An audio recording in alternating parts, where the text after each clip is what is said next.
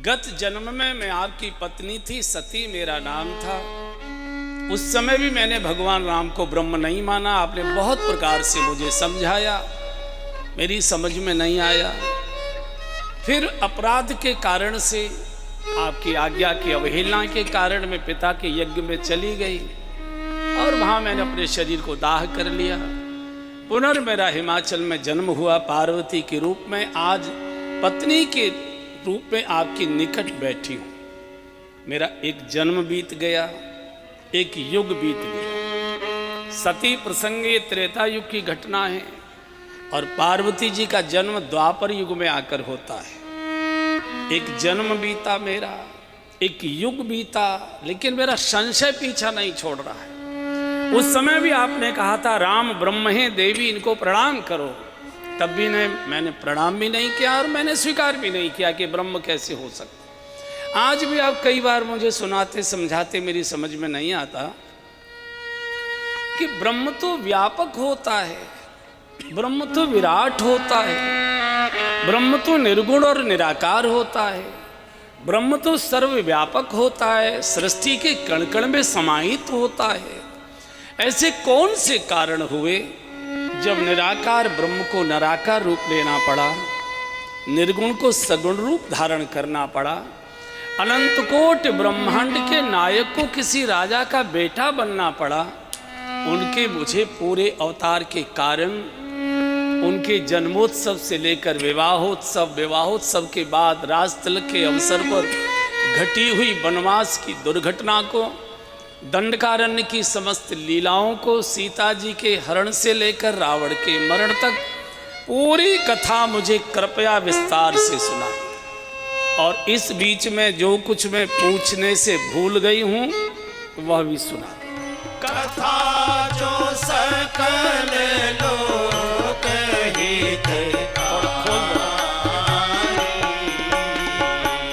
सोई पूछन चह शैल कुमारी, सोई पूछन चह शैल कुमारी। प्रकारांतर से पार्वती जी ने पूरी श्री राम कथा पूछ ली।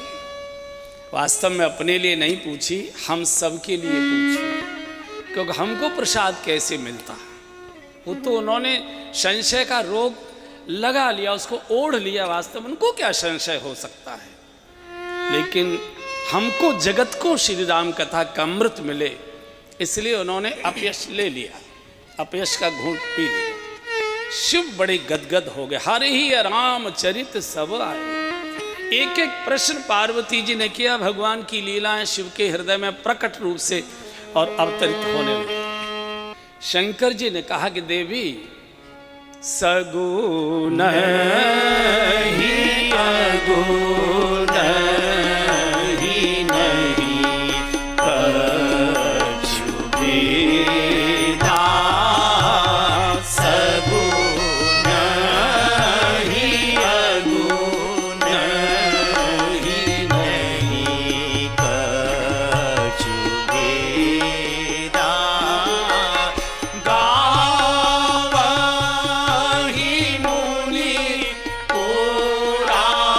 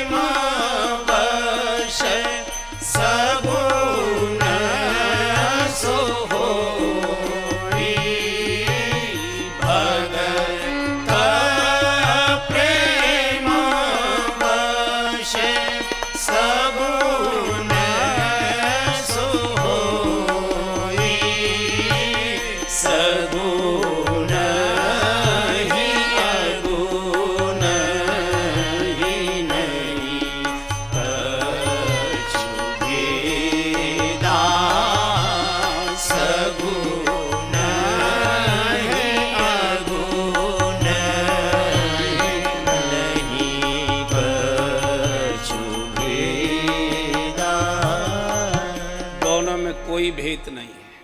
लोग इस पर बहस करते हैं, शास्त्रार्थ करते हैं, बहुत प्रकार के। इसमें समय बर्बाद करने की आवश्यकता नहीं।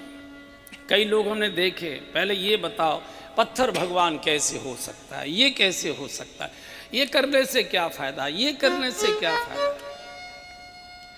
अब कोई पूछे चाय पीने से क्या फायदा है, तो अभी पीता है कि नहीं पीता है, तो अभी पीता है कि नहीं पीता। ऐसे लोगों से हार मान लीजिए जिनसे भजन नहीं होता, वो भजन करने वाले को देखकर चिढ़ते और इसलिए वो आपका भी भजन छुड़वाना चाहते हैं। गली बदलिए, हार मान लीजिए, हाथ जोड़ लीजिए। वो जब कहे कि भाई इसको करने से क्या फ़ायदा है, इसको करने से क्या फ़ायदा है, इसको करने से क्या फ़ायदा, सीधे कह दीजिए भैया तू मत कर, मत कर तू, हम कब कह रहे, हमको अच्छा लगता है, बात खत्म हो गई। अरे भाई सब्जियां, किसी को कोई साग अच्छा लगता है, किसी को कोई अच्छा लगता है। भगवान न निर्गुण है न सगुण है, वो स्वतंत्र चेतना है। वो तो सत्य ये है कि भगवान तो भक्त के वशीभूत है। दो कामों में भगवान परतंत्र है, वैसे तो पूर्ण स्वतंत्र है। परम स्वतंत्र न सिर पर कोई, दो बातों में भगवान परतंत्र है। एक तो अपना रूप नहीं बना सकते और दूसरे भगवान अपना नाम नहीं रख सकते। ये दोनों बातें भक्त के हाथ में है। जैसी मूर्ति आ गई बनकर मिस्त्री के यहाँ से, उसी को स्वीकार कर लिया प्रभु ने, और जो नाम रख लिया आपने अपने ठाकुर जी का। अब कोई लड्डू गोपाल भी हो सकते हैं, नाम है कि नहीं लड्डू गोपाल के। अब वृंदावन में जाइए, 5,500 बिहारी जी हैं। अब असली कौन है नकली कौन है, तोलते रहो तराजू में। बांके बिहारी, चैन बिहारी, छैल बिहारी, रसिक बिहारी, गोविंद बिहारी, पुलन बिहारी, रास बिहारी, चारों ओर बिहारी बिहारी। जिसको जो अच्छा लगा उसने अपना नाम रख दिया। पंडित जी ने क्या नाम रखा ये मालूम नहीं, लेकिन दादी अपना अलग नाम रख लेती है, बाबा अपना अलग नाम रख देते हैं, बुआ अपना अलग नाम रख देती है। व्यक्ति एक ही होता है, तो इस पर बहस करने की आवश्यकता नहीं। भगवान तो सर्वत्र व्याप्त है, प्रकट होता है प्रेम से। हरि व्यापक सर्वत्र समाना, हरि व्यापक सर्वत्र समाना, प्रेमति प्रकट होहि में जाना, प्रेमति प्रकट होहि में जाना। हाँ जी, प्रेमति प्रकट होहि में जाना, प्रेमति प्रकट होहि में जाना। भगवान पूरी सृष्टि के कण कण में समान रूप से व्याप्त हैं। प्रकट कब होते हैं, प्रेम ते प्रकट हों। सर्वत्र अग्नि विराजमान है। प्रकट कब होगी, जब उसको घर्षण किया जाता है तो अग्नि प्रकट होती है। माचिस अपने आप नहीं जलती, अग्नि है आपको मालूम है इसमें, लेकिन जब दिए सलाई की सी को घर्षण करेंगे आप, तब अग्नि प्रकट होगी। ऐसे ही भगवान को घर्षण किया जाता है, पुकार कर, चीख कर, रो कर बुलाया जाता है।